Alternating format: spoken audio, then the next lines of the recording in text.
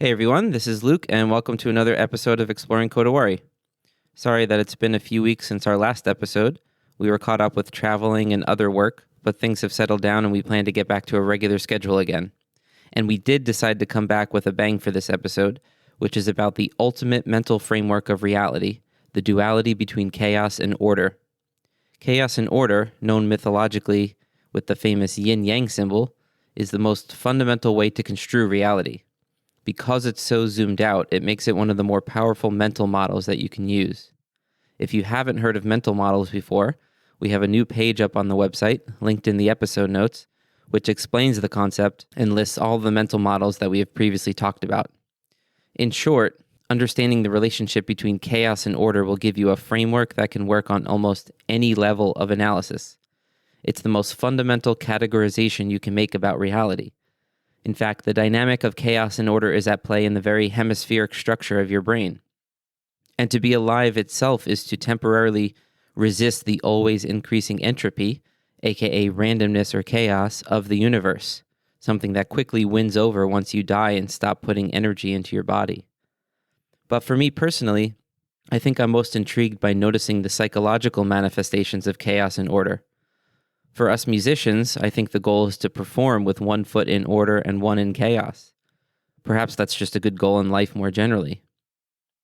And then as a civilization, I think our goal should be to have the protection of culture, aka order, while also allowing in enough chaos to update ourselves and change for the better. So is chaos the dragon that destroys you, the flood that leaves you completely lost? Or is it the domain of possibility, filled with things you don't yet understand that can transform you? And is order the culture that gives you what you expect, the city walls that protect you? Or is it the unjust rules of the tyrannical king that need to be overthrown and updated? Anyways, the play between chaos and order leaves me constantly fascinated. So in this episode, Yanka and I basically talk through those types of questions, along with lots of Marvel and Harry Potter references. These episodes largely just give us an excuse to think through something that's on our mind out loud through conversation, and we hope you also find them useful. And if you do and would like to support us, you can always do that through the support link in the episode notes. Either way, though, we're just happy that people are listening to us and hope you enjoy this discussion about chaos and order. All right, we're back. It's been a month. Yeah. So I figured we'll come back with a bang and do the ultimate of topics. The topic that captures reality in 2 words. Chaos and order. Bum, bum, bum. This is kind of a hard one to do. I remember, if you remember, I told you my plan was I was making a plan. And then I remembered the idea that the whole point of properly having one foot in order and one foot in chaos is to take a lot of notes on something, really make a plan. Yeah, your both feet were in order, exactly. So the plan for this episode is to mostly let it develop as it wants to, with the rough sketch of a pathway in my mind that I have, plus a few things in front of me in case this old-fashioned hits me too hard. So are you aware of what I was trying to do, what I am trying to do on the website with mental frameworks? Yeah. So for those who haven't checked out our website where we also write articles and stuff, one of the categories I'm trying to make is called mental frameworks or mental models. And these are sort of like pre-programmed software, programs that you can install into your mind by learning about them and thinking about them and filling them with your own real world personal examples. And then they sort of help you think. They help you interpret reality, right? Mm-hmm. And they could be something as simple as, a mathematical concept, like this is what exponential growth is. And then you understand how that can happen in the world. How 2 becomes 4, becomes 8, becomes 64, becomes, you get it. And then some of them are more like psychological, whatever, right? So I think there's about 5 that I've written so far. And then there's a new page. I'll link it in the episode description, like kind of going through the whole concept of what a mental framework is and how it can be helpful. But I think probably the ultimate mental framework is understanding chaos and order. There's nothing more zoomed out than that, right? I mean, the only thing more zoomed out from that is nothing, right? Is to not try to understand the world at all. It's just, the world is just everything. But the very first differentiation you can make in the world when you're looking at it and trying to say, that is a this and that's a that, and you're trying to make separate things out of everything, right? Yeah, I mean, the first distinction, the first categorization, the first boundary you can put between two things would be this general loose concept of chaos or randomness, entropy, and order. yeah. I mean, when you look at the nature, like that's hopefully like one of the first things you observe after you're alive. Don't you look at like the blue sky, like beautiful, like, you know, that represents order, and then like that blue sky just turned into like an insane storm, which is chaos. Like that's just night and day, right? Yeah, or death even. Well, so dualities in general, right? And even more, you know, like a mental framework of just saying understanding dualities, right? Mm-hmm. That things and their opposite not only both exist, but they require the other to exist. You can't have the concept of night without the concept of day. They define each other based on what they're not. Yeah. And what's more what you're not than your opposite. So like the famous picture of, well, yin and yang. Yin and yang would be, if the whole thing were white, you wouldn't see the white serpent or whatever that little wormy and then, fish thing is. What was that guy? Alan Watts. Yeah, he spins that whole thing. Right. It's a great video. Should just. And then likewise, if the whole circle were black, there would be no distinction that there's a black little worm there, fish there swimming around, right? They both have a little dot. So they both require the contrast of the other color to even exist. You wouldn't see the white without the black and vice versa. And then, yeah, like you just said, inside the white fish, which is yang, order, masculine, is a black dot. The eye is black. Uh-huh. And inside the black fish is it a fish? I don't know. I don't. Fish. They kind of look like fish too, I guess. I never thought. They look like they're swimming because they have like a tail. They have like a big head and a tail. But it could be like, I don't know, snakes or something. I don't know. But either way, let's call them tadpoles. Inside the yin yang tadpoles, the eye is the opposite, which is the idea that very quickly order can become chaotic and chaos can become orderly. They transform into one another when you go to their extreme, right? Mm-hmm. Same works with good and bad. Yeah. If you want to do something good in the world, how much are you willing to sacrifice to accomplish that good? And then eventually you end up murdering people in the name of like equality, you know? Yeah. Or you know, too much order becomes chaotic. Like too much of a healthy lifestyle becomes unhealthy if you're obsessed with it, right? Yeah. Or you become like Larry David trying to do like something nice and then creates an entire chaotic situation. That's a different thing. I don't think Larry's ever really trying to do something nice. I don't know.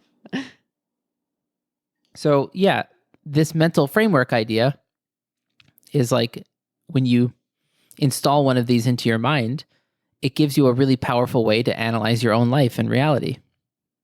And this is one I zoom out to all the time, the chaos order thing, because it allows you to at least make sense of anything. Even if you don't fully understand it, you can feel the impulses of whatever you're analyzing towards chaos and the impulses towards order, right? Mm-hmm.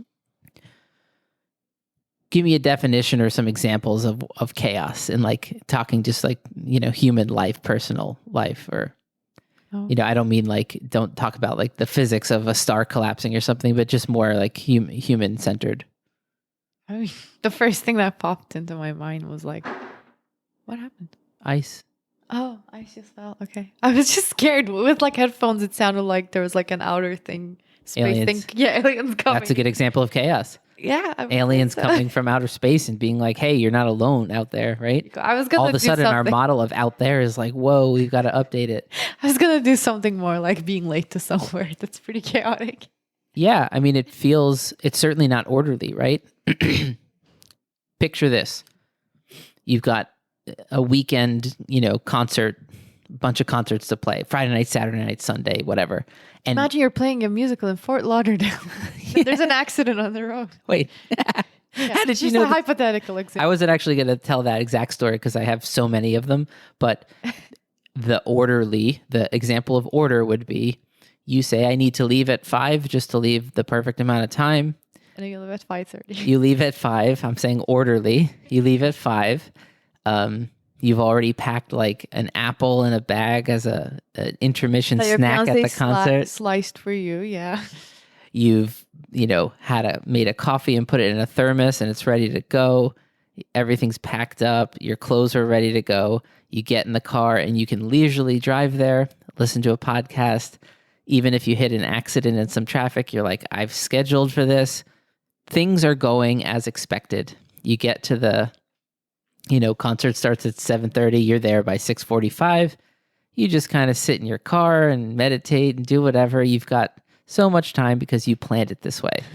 That's order, right? Things are going as you expected, as you planned.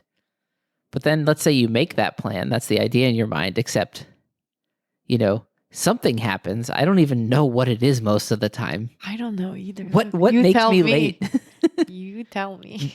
Now, let me be clear. As a performer, I've never blown it. I've never shown up to a concert late. Me either. It's always fine. Somehow. So somehow there's some wisdom deep in my mind that even knowing I'm going to leave 20 minutes after I You're said either I'm like- going to leave, it's still fine. You're either like driving 80 miles per hour on a highway or like Get eating figured out. insanely hot like chicken tenders trying to show them. How do you know about that? You told me. Oh, okay. Yeah, I was like, this was right before coronavirus. I was like, I stopped by a bar where my friends were, and I was like, all right, it's 6:00. The thing starts at 7, whatever the timing was. I was like an hour early, but I was like 6-minute drive away. Luke was still eating chicken wings. So I was like 10 minutes on. I finally found a parking spot. By the time I got into the bar, I sat down next to my friends. I was like, I'll have one beer with you guys, order some food, and I'll get it to go, and then I'll go drive there. I'll be early and eat in the parking lot outside the concert. Well, whatever happened, time flows, and I didn't even get to order until 10 minutes later because the bartender was busy elsewhere. Then the food took a while, and all of a sudden I'm like, yo, it's like 6:40. Let me check on the food. And she's like, oh, it'll be right out. And then it's like 6:45. I'm like, I'm flirting with something dangerous here, right? So the food finally comes out. I had already paid my tab, so I could just grab it and go. It's 6:50, and I have this 5-6 minute drive. And of course, as I'm pulling up, like the place is crowded with the audience for the musical, so I don't know where to park, And then when you're late and you're trying to find a parking space, your mind is in chaos. It's just, and something else takes over. You can't even whatever. That's like a personal example I've dealt with many times of chaos and order. If I noticed that was happening to me, like the majority of the concerts I had to play, I would have to have a sit down with myself and say, I need to be more orderly. I'm allowing too much wiggly chaos in and not setting a structure for my schedule, right? Yeah. Thank God you just forget about it right after the performance. Well, it doesn't happen that often. That's why it's easy to forget about. Another one would be someone dying. Of course, yeah. You're living your life with this expected, here's this person, I expect to see them next week and then next month and whatever and then you find out they just suddenly had a heart attack and they're dead. And you go, what? I mean, one of the biggest chaos. You try to understand what it means that they're dead. Yeah, the root of What? the biggest chaos in our lives as human beings is definitely the concept of death. Because you don't also know where they're going. How chaotic is that, Well, so speaking of dualities and how the opposites are necessary for each other, wouldn't that be true of life and death? What would it mean to be alive if there wasn't not alive? And maybe to be alive means to struggle against. I mean, I guess it You is. know, nothing comes born into existence without some resistance, right? Yeah. So you have to start trying to create order out of the everythingness of chaos. What life is, anything that's alive, is temporarily stopping chaos. Do you know about thermodynamics at all? No. Thermodynamics? I don't know. Thermodynamic. Oh, there you go. I told you. Yeah. So I heard of it. the second law of thermodynamics in physics is in a closed system, entropy will always increase. Entropy is this word for randomness.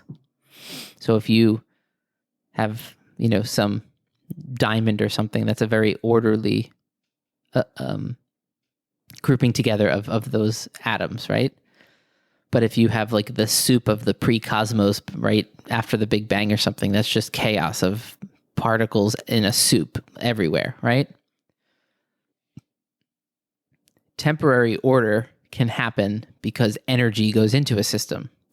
But the law is in a closed system, entropy always increases.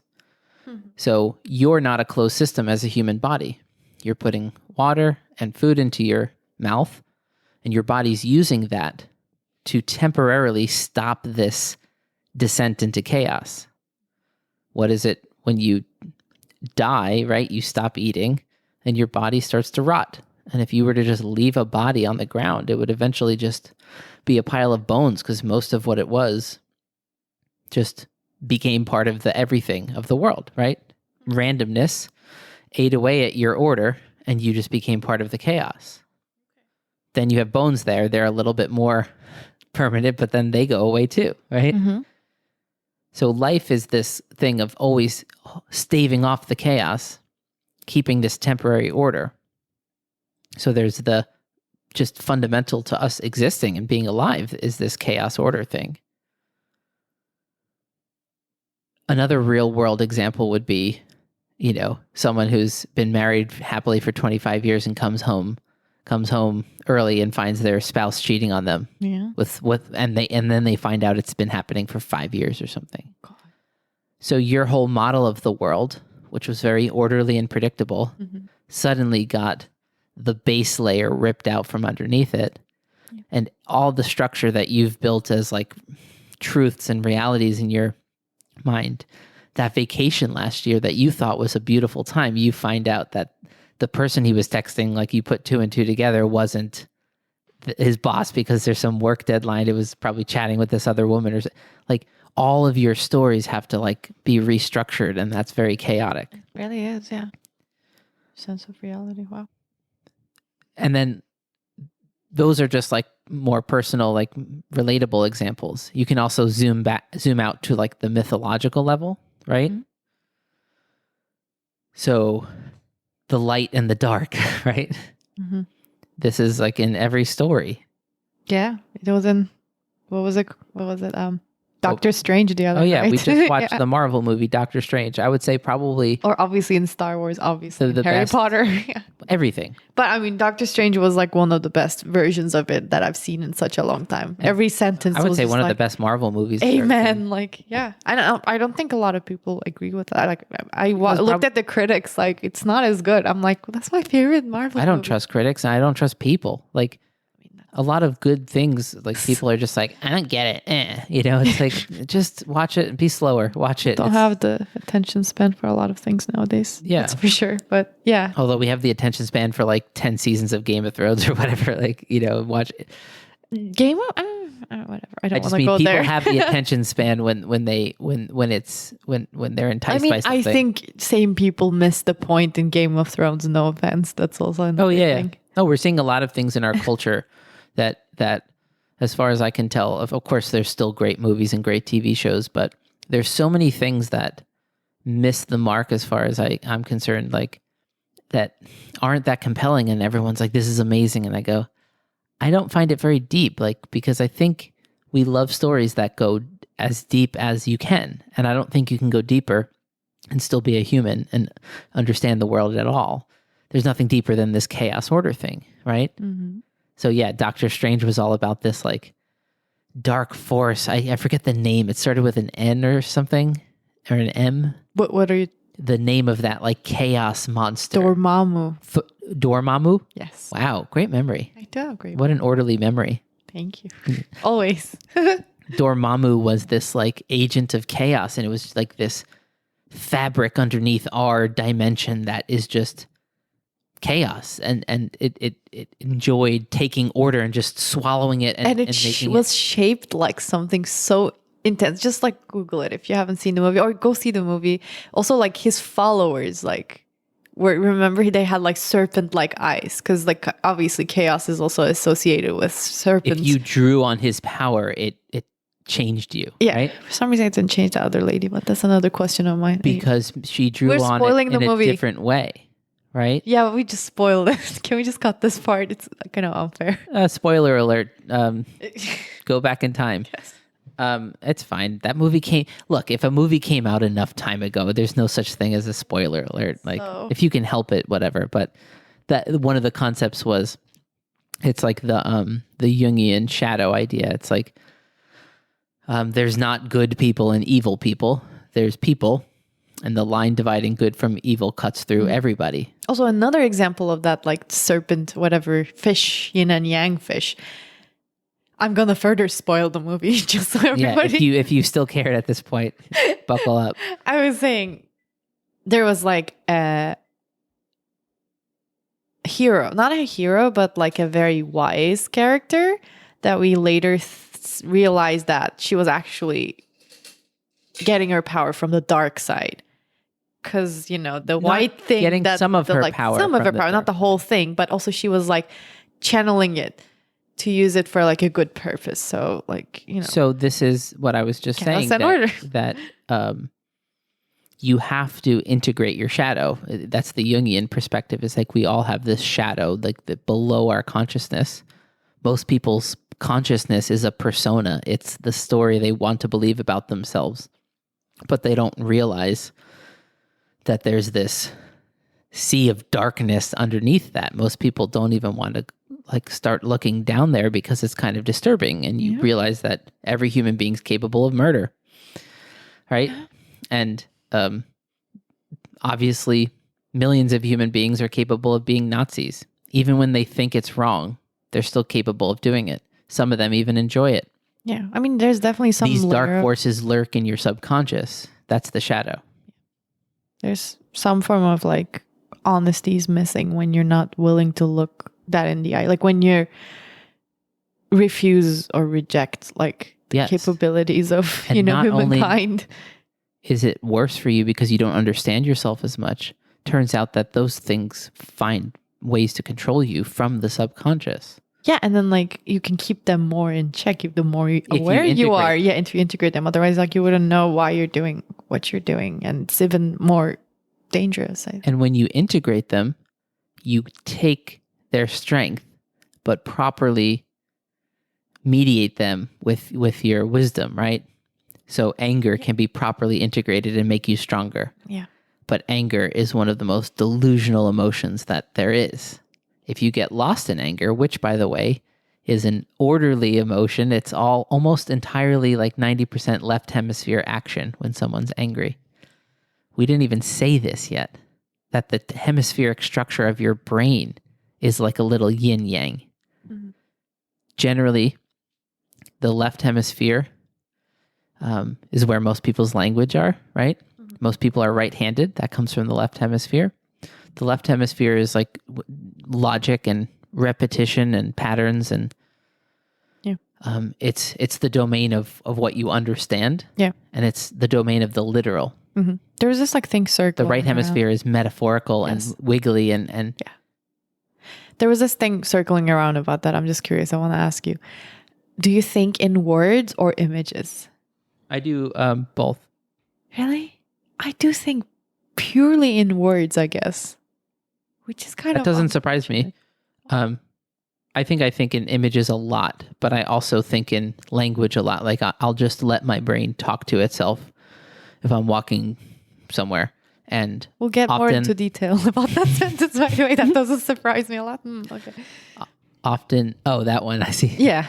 Often I feel like I'm just observing my two hemispheres talk to each other, if that makes any sense. Okay. That's cool. And I think that the fact that we have a conversation with ourselves is partly this hemispheric structure of the brain. And, if you're scientifically literate, you believe in evolution, which means the structures you see in organisms that are alive today, they were chosen, they evolved, right? Natural selection chose those because they were more successful. Mm-hmm. So something about this hemispheric structure of the brain, which maps perfectly onto what we were saying before, that you need resistance to exist. Mm-hmm. You have nothing if nothing's putting tension on you and creating some kind of boundary. Well, here's a crazy fact I learned recently. You have your right hemisphere and your left hemisphere, and the main bundle of nerves connecting them that allows them to talk to each other is the corpus callosum. Mm-hmm. In some split brain patients, they actually cut that, and you get all sorts of weird things like two consciousnesses inside the same head and all that stuff. Look up split brain experiments if you've not heard of it. They're not doing that anymore, right? That was I don't like a think treatment. they do. Well, sometimes they do, not for fun, but because it's it stops seizures, and it's the only way to stop them. Gonna ask about anyway. But the corpus callosum is majority what are called inhibitory neurons. Neurons like fire, right? Electrical signal reaches some electrical potential. The neuron fires a spark, and then it gets to a synapse, and some chemicals come out and then go to the next neuron, and it's a series of these like circuits that turn each other on. And if that process goes crazy, you can have like a seizure and stuff, right? So a lot of the brain is inhibiting itself. It's keeping signals from getting out of control. Mm-hmm. And that connective tissue, the corpus callosum, is filled with mostly inhibitory neurons. So each side is inhibiting activity from the other side. That is so cool. Wow. And so when you're feeling like you're in a balance as a person, where you're like properly like, well, here's a great case for why I should do this thing. I have to decide this way.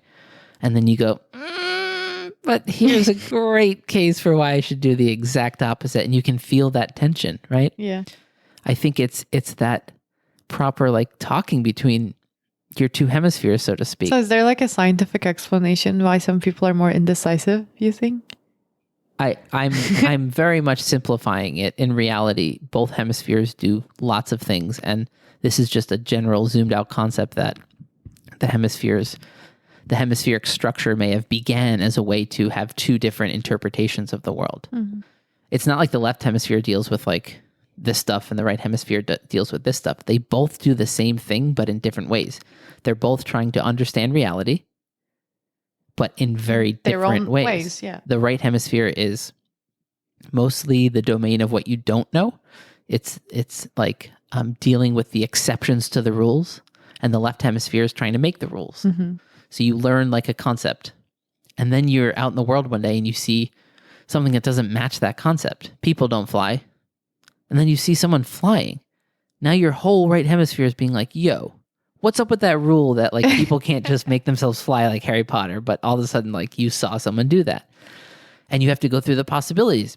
Am I losing my mind? Do I have a brain tumor? Like, do people fly? Are wizards real? Like, there's so many things that could be. And now you have to make a new model of reality, incorporate the new truth, the anomaly that you just came across, and build that into a new theory that's better, that accounts for everything that you used to know, but the new thing too. And sometimes that new thing can rip apart a very deep part of what you thought you knew. Yeah. Like the wife coming home to see the husband cheating. It's like, I thought I had a happy marriage. Like, what the fuck? Yeah. So isn't that crazy that the brain structure is following this same, and I've seen some trippy art where it shows like a brain hemisphere, but it's yin yang like spinning around. Nice. Yeah. I mean, that's probably true. That explains like a lot of our behavioral, tendencies probably. So what do you think what's the point of it then? So you understand that there's this yin yang chaos order, Mm-hmm. that you're dealing with dualities, and probably all dualities derive from chaos order. What's the point of it? The point is, I mean, knowing this on an intellectual level helps you interpret the world so much easier, I think, and helps you like understand yourself so much easier also. Like, I don't know if a lot of people are putting thought into this, like why they're I would say they acting are like, subconsciously. Yeah, that's what I mean. But not yeah, on a conscious level. not on a Probably conscious level. enough. Like maybe sometimes I don't want to claim anything, but not enough. Or maybe they're putting I don't different either. language than we happen to be using right now. Or that, yeah. I think Mood swing, something like, who knows, chaos, order. Like we all know our own moods. We can be more orderly or more chaotic depending on things, right? I don't know, for example, if you've just worked really hard for like 3 months straight and it was like a crazy period of time, and then you have 2 weeks off, you're going to allow yourself to live more chaotically and wake up later, stay up later, eat less of a structured diet. Or if you're like us, you're just going to do that all the time. No, I'm just kidding. Well, yeah, that's our version of the proper It's balance. March 2020. Yeah, it's not our fault. It's coronavirus. Yeah, exactly. I think you poked me off my train of thought. Oh. I don't know where I was. Somewhere on the line between chaos and order. I fell into chaos, right? Yeah, I think that's kind of what a right. train of thought is. It's almost like you're trying to walk some kind of line before your mind falls off of it or whatever. So the path in like Taoism, right, is this concept of having one foot in order and one foot in chaos. Did you ever see Peter Pan as a kid? Yeah. So one thing to note about chaos is that it's usually represented with some kind of serpent, right? A snake, a dragon, the dragon of chaos, right? Yeah. The dragon hoards the gold, a basilisk, right? Or like a lot of versions of it. And the hero is the person that slays the dragon and gets the gold, right? Yeah. Mythologically speaking. What tempted Adam and Eve in God's perfect Garden of Eden? A snake, right? Yeah. One of the lessons there, so I've been told, and seems to make sense to me, is that a garden is like the perfect representation of a balance between chaos and order. Nature is chaos, but out in nature, insanity happens, right? So a garden is controlled nature. It's nature with some order put onto it. Mm-hmm. Let's say you put a wall around the garden, right? You protect that garden from the outside chaos, and you allow a domain of controlled chaos to manifest itself within the walls of the garden. But the concept is not even God could keep out a snake from the Garden of Eden. Or like, I wonder if God like kind of knew that was what was going to happen. Or I mean, this is also like... No, it's not that he couldn't keep out. It's that he didn't keep out. Yeah, that's what I mean. Okay. Like, we were talking about the same thing. Also, like, you can apply this metaphor to anything. It's whether did God have a choice or not, right? So is God a custodian who just saw a sign that said, flip this switch? And, like it's Let's see what this is doing. Yeah, see what this is. In other words, is it just like it needed a starting event, but then it was just, it's all determined laws of physics? Or is there a choice to it? I don't know. But what a brilliant idea that you wouldn't want a garden without the possibility of snakes. Because it would mean the order that you built is not permeable enough. When you put up boundaries between things, they have to be partially permeable. Do you know what that means? Like, you need to be able to pass through them. Yeah, I understand what you They need to have structure, but they need to allow for things to move through, because like what you thought was order and what you thought was chaos is going to be editable as you move through time, because everything's changing. Yeah, I mean, when you think of like the most orderly structures, like, Nazis or like, I don't know. Well, that's Soviets, that's whatever. That's like pathological order, right? Yeah, like it's not good. Like you would think it would be good, but like no. And then when you look at the far left movements of the 20th century, like Stalinist Russia or Maoist China, those are examples of like chaotic philosophies giving rise to order again, but it's like a chaotic order. This like the idea of transformation, because they just became totalitarian as well, right? Yeah.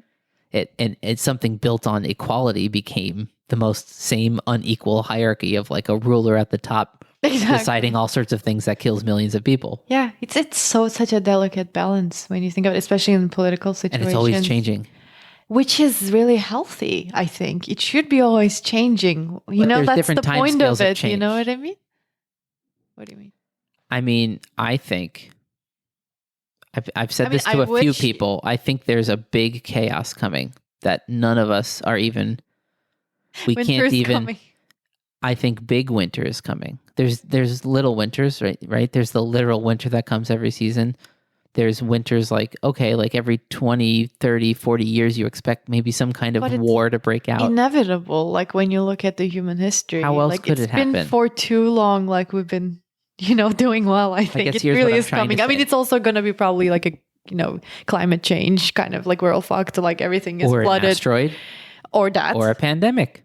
Yeah. But it has been more of a smaller scale, I think. Like.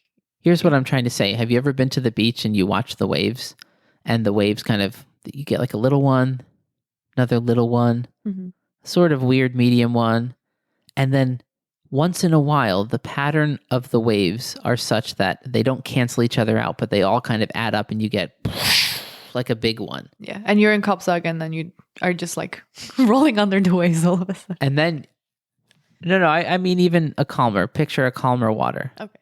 I don't know if you understood what I just said then. No, I did. Sometimes a wave moving out cancels a wave moving in, and you don't see much of a wave. Mm-hmm. Every 2 minutes, you'll see like a big crash where the forces of the outgoing waves and the incoming waves all lined up to create a bigger... Okay, I understand it a little bit I'm saying I think we're constantly dealing with waves of chaos or of order on the ocean of chaos, or chaos on the ocean of order, however you want to framework it. And then there are often little things like canceling each other, like balancing each other. World War II was pretty big.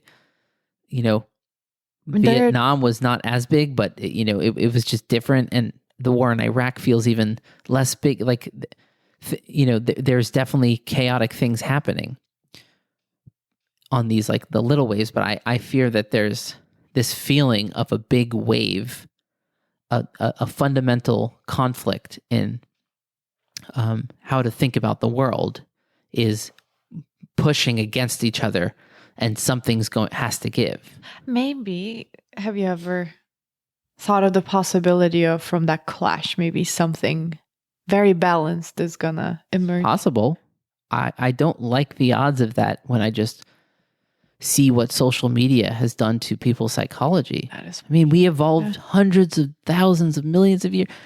We evolved our brains in a certain environment, and we're in such a different environment. And this concept of having social media and access to all this information at your fingertips, maybe that doesn't, although it's awesome in so many ways, maybe it has a lot of great things, I think. It's making maybe there are costs that we don't know about yet. We are seeing a lot of people crazy. I was going to say the same thing. We're seeing it. It's rage. Like people are just in such rage.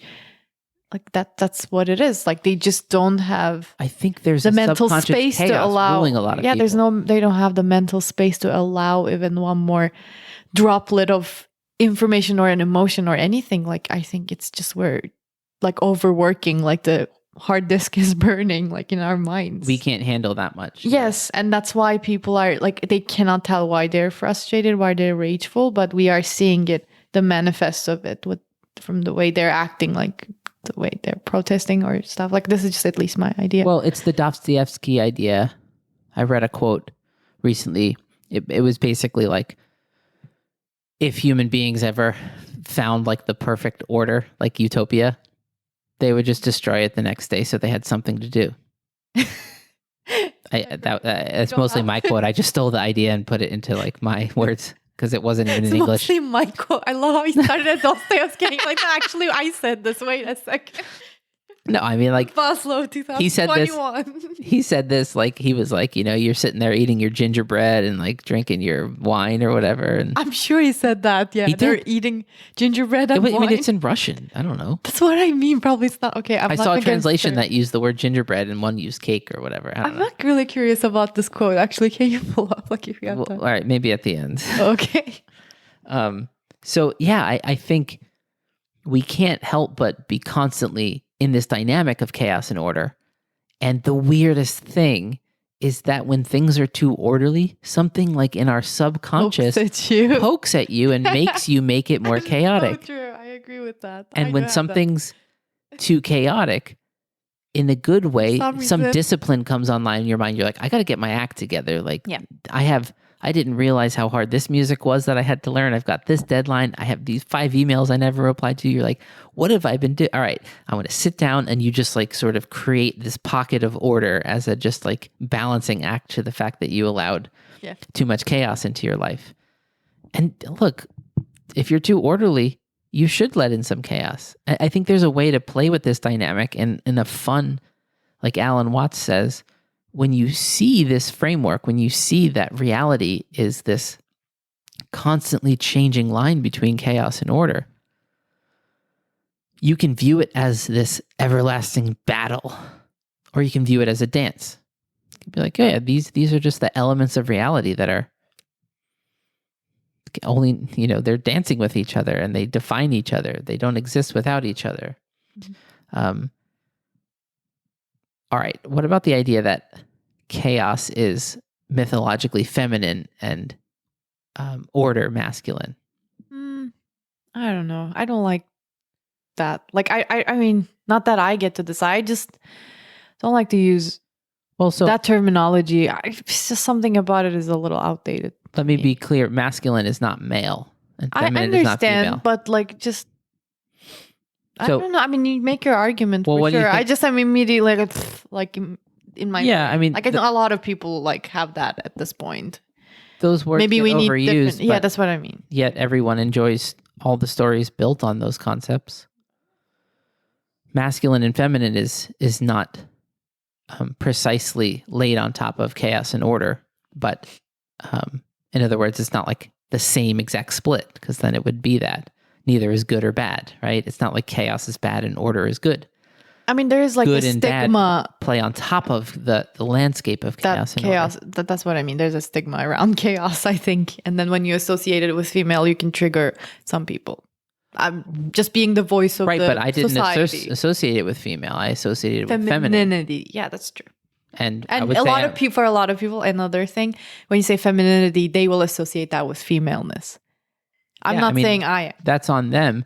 Masculine, feminine is a way to make a value judgment on the world. It's saying like, here's a pattern of how to be in the world, and here's another pattern of how to be in the world.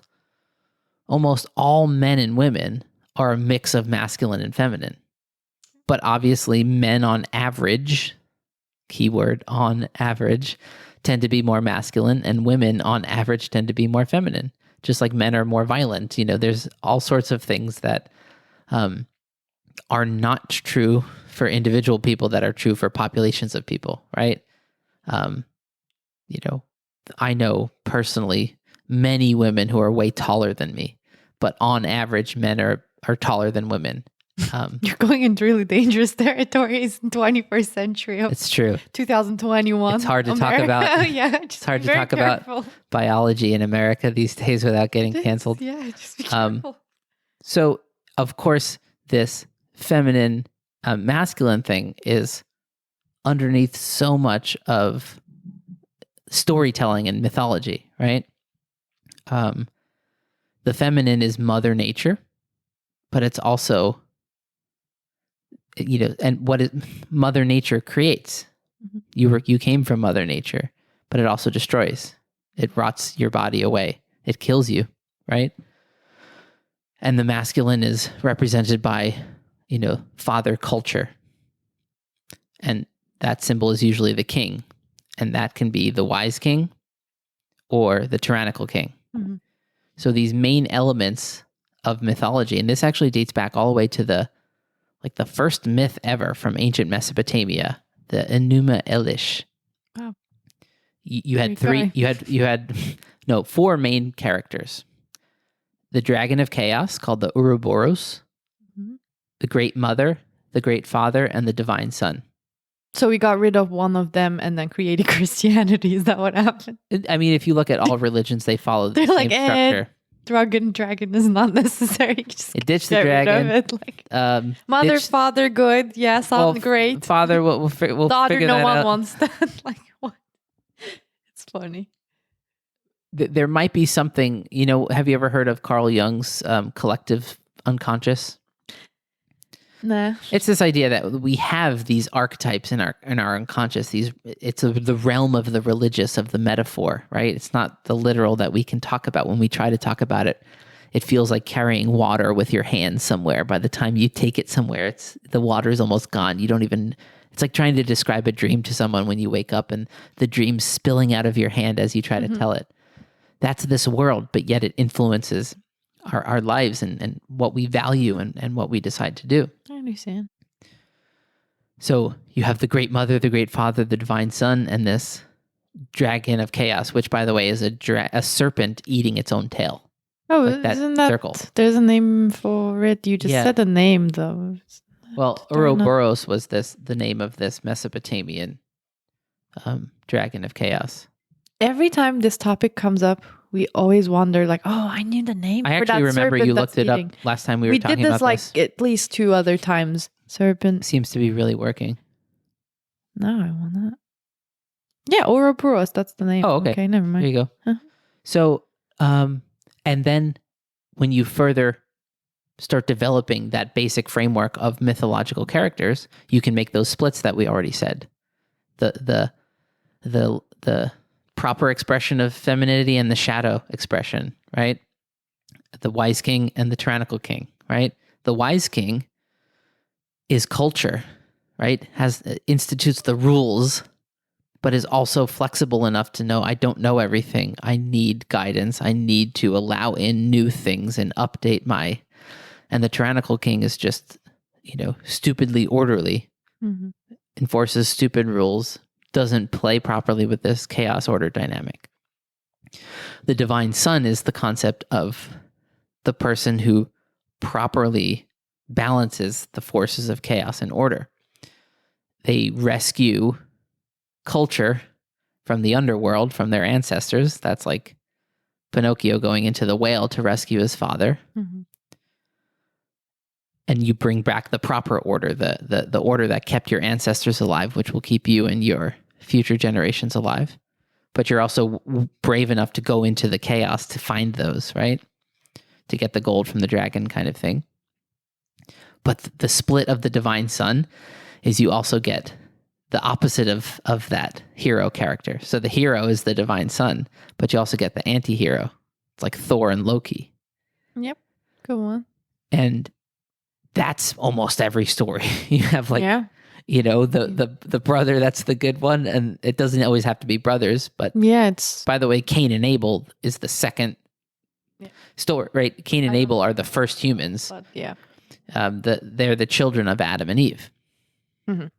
And they became Cain and Abel became a Thor and Loki. That's true. Yeah. Abel was the I mean, they proper didn't one making sacrifices become, that I worked. think, and like, they didn't become Viking mythology is way more ancient than, isn't it? Like, they had their own, like, yeah, but the collective language to it. unconscious would be something like we're what all you're trying dealing to with the say- same landscape of our own internal world, and that's why we create these stories. That's what I in mean. separate What you're places. trying to say is, like, we have a saying in Turkish. You know this saying. I'm going to say it. Aklın yolu bir.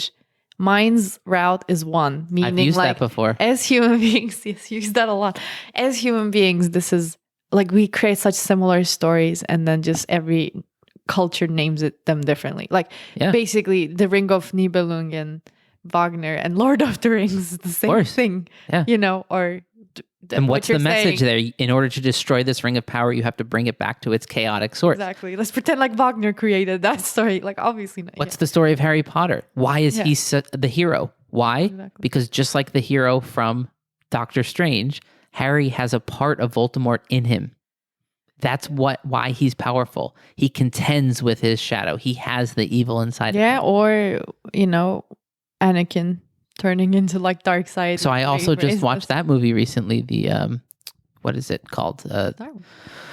I know, the third episode where Anakin goes to the dark side. Yeah. I don't have to spoiler alert Star Wars. I think. I mean, Anakin is Darth Vader. If you don't know, Well, that's your real spoiler. I mean, I'm so sorry. That movie came out in like 2006. Go watch it. No, I mean, Anakin is Darth Vader. Happened in like 1980s or something. So if you don't know that, anyway. I think the great stories find a way to freshly and in a compelling, gripping way, they tell this basic mythology of all the things that you start to build on top of chaos and order landscape. Especially for us humans, we care about good and evil. Good and evil is the dynamic, is a kind of dynamic that plays on top of chaos and order. And we just intuitively understand it.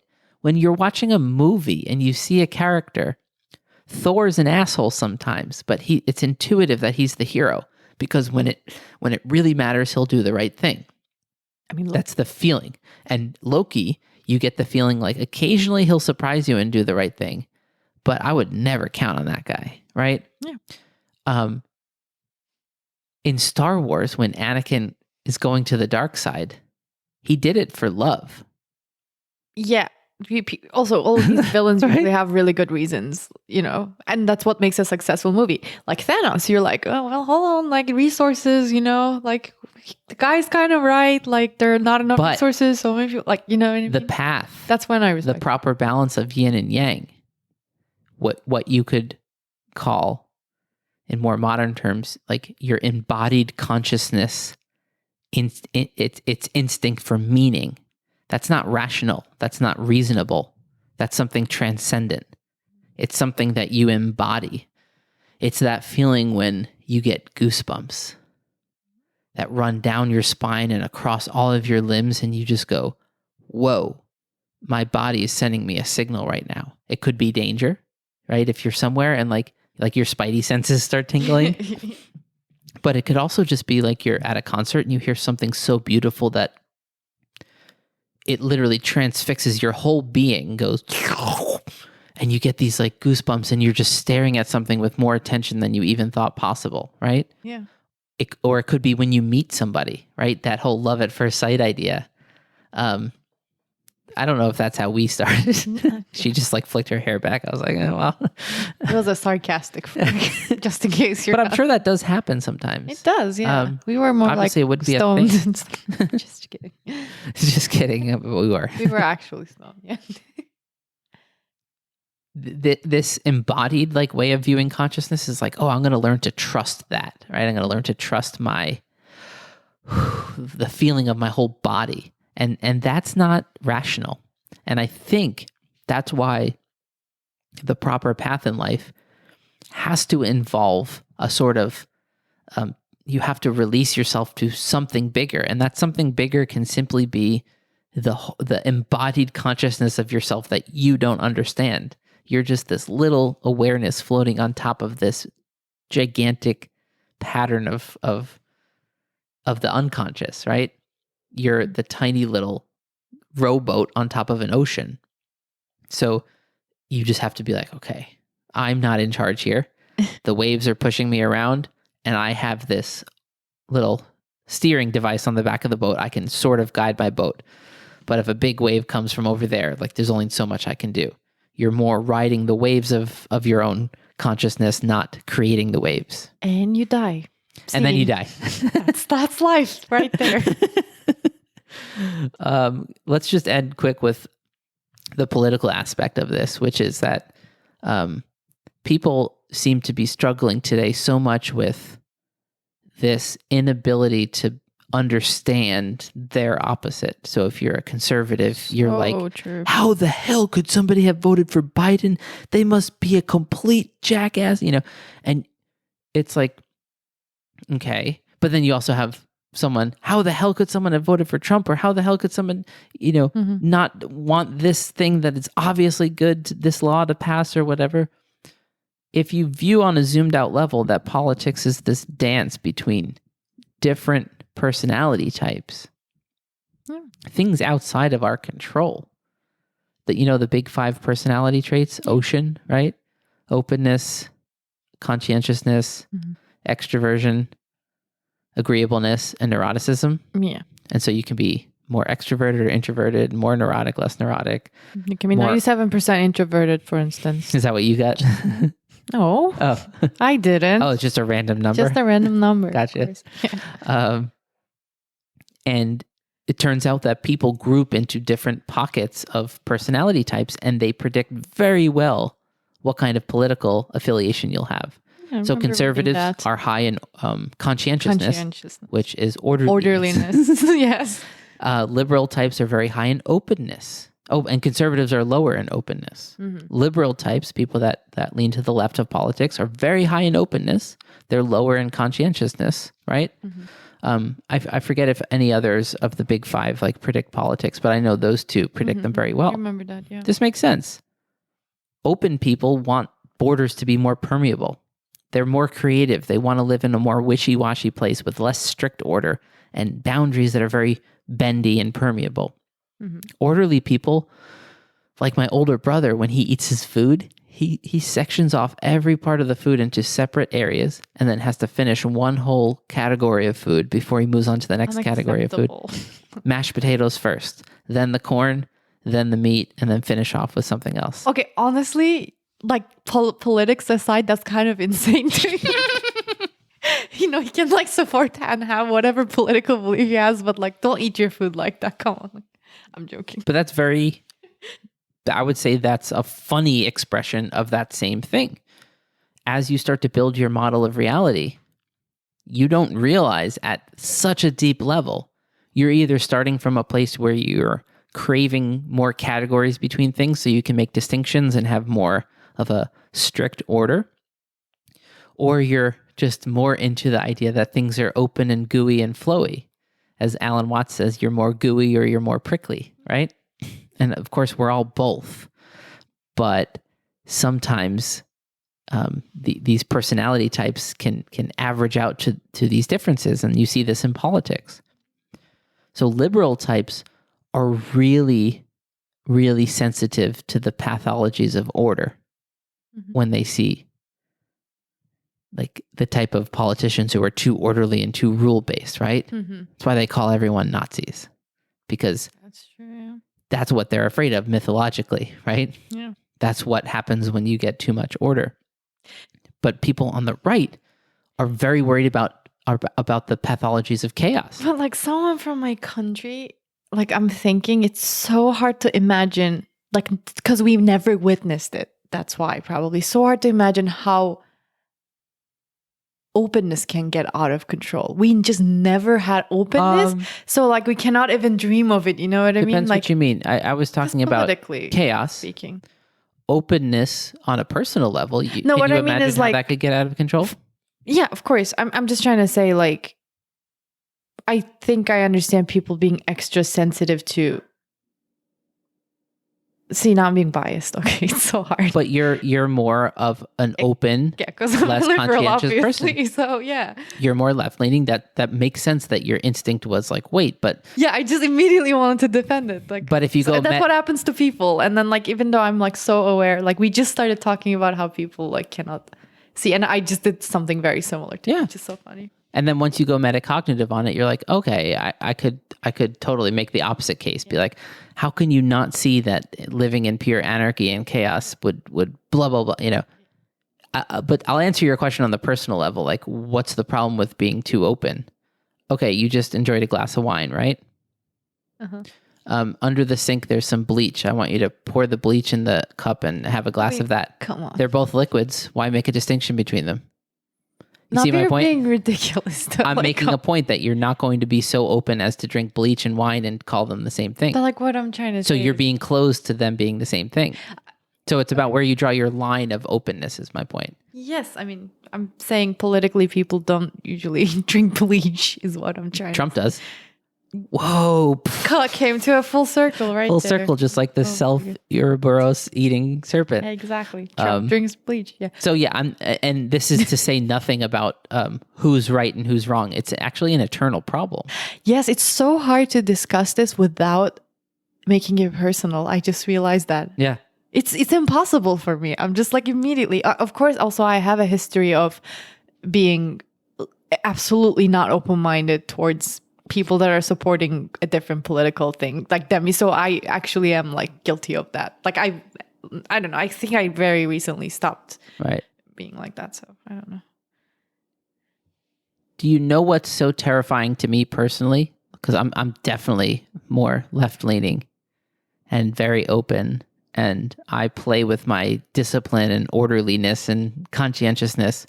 I try to play with that in a careful way because I know I'm the kind of personality that can just get too sucked into something and lose the joy in life and just be very just boring and just, like a robot, right? Mm-hmm. And I kind of learned that about myself through my 20s. Like I need to consciously just let go of things more and let myself wiggle more and introduce some chaos and then come back and constantly play with that. In politics as well, right? Like to understand like, oh, this is your instinct. You're more sensitive to like, well, why is that rule true? Why does that have to be a rule, right? Mm-hmm. It's a great question. Some rules are stupid, right? Mm-hmm. But some rules you need. If you just say, why is that a rule? Why does that have to be true? To every rule, what you end up doing is digging your way all the way to the bottom of everything and realizing like, oh, none of this has to be true. Let's just live in chaos. And that's not good either. So one of the funny things about the culture war happening right now is generally the movement coming from the left is postmodern. It's saying like, what is absolute truth? There is no absolute truth. It's all made up by humans, right? Why is one thing any more true? That is coming from like specific type of left, not like all left, let's say. No, I'm like left leaning. I don't like. I still have like certain principles. I'm talking generally the spectrum on the left. I'm saying to be open is to start to question truths. Why is that true? Why is it good to be good to people? Oh, it turns out some of these rules are just true because they're axioms. You just have to assert them and believe in them. Do you know what I mean? So I'm trying to say that right now the culture war is actually between, if you get underneath like the busyness of the politics on the surface, it seems more to be underneath who should decide what is true. People are questioning like the truth of anything, right? And I think at the bottom of postmodernism, which is what seems to be the philosophy guiding most of the conflict that comes out of universities and ends up in, political debates and stuff, seems to be that there is no absolute truth, right? Mm-hmm. But the funny contradiction there is that's their absolute truth. Oh my God. I think we should end this right now. No, I mean, you're so right. Yeah. But so that's chaos becoming order. It's like we are going to assert one absolute truth. There is no absolute truth. It's like, huh? What, I saw what you just did there. and so people that are sensitive to how chaotic too much openness can be are really like, yo, hit the brakes. All of this wisdom from our past, as flawed as it is, there's wisdom there that we should take our time to extract before we change things too much and have all these unintended consequences. And the other people are like, you think we should just stick to these rules from our past while all this suffering and stupidity is happening? Let's change everything. Everybody's right here, you know? That's why I just said it's an eternal problem. There's no final solution. That's what I mean. That's why, like, I don't necessarily agree with, like, okay, I think yeah. What I'm trying to say is like you can only dance it if you're being totally honest. You can only dance the dynamic. Yes. You can't finally say this is right for that's why I'm like eternity. More optimistic than you about like a giant winter coming, like a clash of like something. Oh, that clash has been there all the time. Maybe it dances a little harder like lately. Oh, I hope. But it's probably like there's basically, always that clash. There was this Zen guy, Doshin Roshi. I was watching him talk, and he just kind of scared me. He's like this really intense, like Zen samurai master. He's like, like chaos is coming. And the guy's like, can you elaborate? He's like, I'd rather not. Oh my God. Can we call you like in private sometime? And he was talking about like the culture war, and like he thinks that the shadow is ruling many people on the earth right now. And we should make a movie about this. I mean, every movie is this. That's my point. I mean, you know what I mean. All right, last thing I'll say as a music geek, right? So I mentioned Peter Pan before. Peter Pan. The crocodile, right? Eats Peter Pan's arm or whatever, What? right? I forgot about that part. Isn't that In his fight with Peter Pan. not Peter Pan's arm? That's Captain Hook's arm. Captain Hook. Excuse me, Did I say like- he ate Peter Pan's arm? Yes. Oh, in the fight with Peter Pan. Slow down on that old fashioned dude. Ate Captain Hook's arm. Yeah. And now the alligator wants the rest of him. The crocodile wants the rest of him. Okay. But the crocodile also swallows a clock, right? Yeah, that's the thing. I remember. So time I think they were just high. Like whoever time made is chaos always knocking on the door, right? So music geek, Beethoven 5, right? Yeah. Ba-ba-ba-bum. That's like a knock on the door from Mother Earth chaos of Yeah, time. that's for like music 101 for old people. But here's when my they want favorite. an interesting story. Of course, is Mahler 5 opening, right? Ba-da-da-dum. Ba-da-da-dum. But it's the regular, it's the terrifying, indifferent regularity of time ticking. Mm-hmm. It's fate, right? But time is the fact that you're going to die. But it's the only way you can exist. Mm-hmm. You're not actually a being, you're a becoming. Okay. You're moving through time. Now connected. It makes you alive, but it also is why you die, right? It's true. What about Peter Pan? Oh, the Captain Hook, the crocodile has a clock.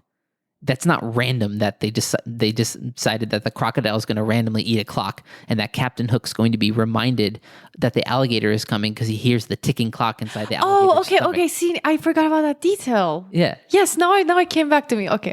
Yeah. I see.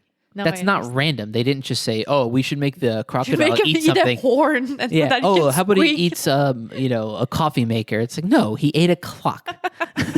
Okay, I forgot about Yeah. that little detail. Now I understand. So when you, I guess to zoom out and conclude here, like it's my favorite mental framework because no matter how much I think about it, when I see a new instantiation of it in the world, this lighting up of my brain happens. I go,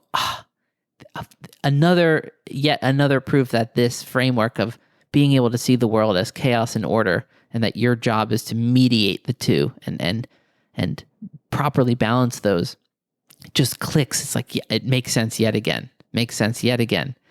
And that's why I think it's one of the most powerful frameworks.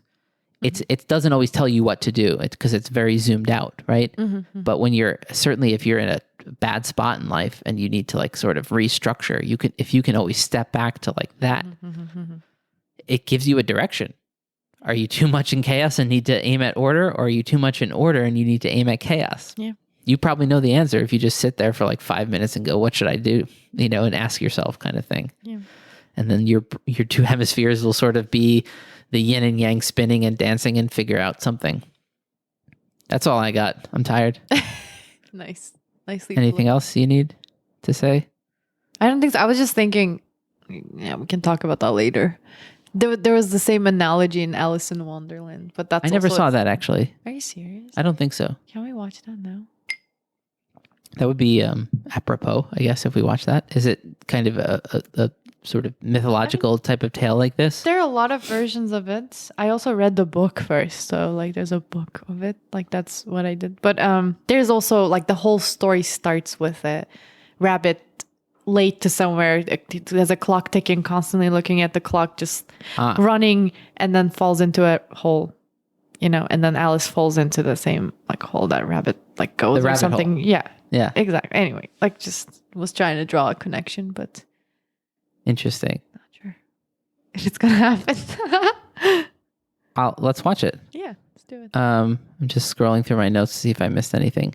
Oh, we just have to mention too, like, what are the musical performances you enjoy most? We always talk about this duality of expressivity and technique, right? Yeah. I won't go there. We've gone there a million times.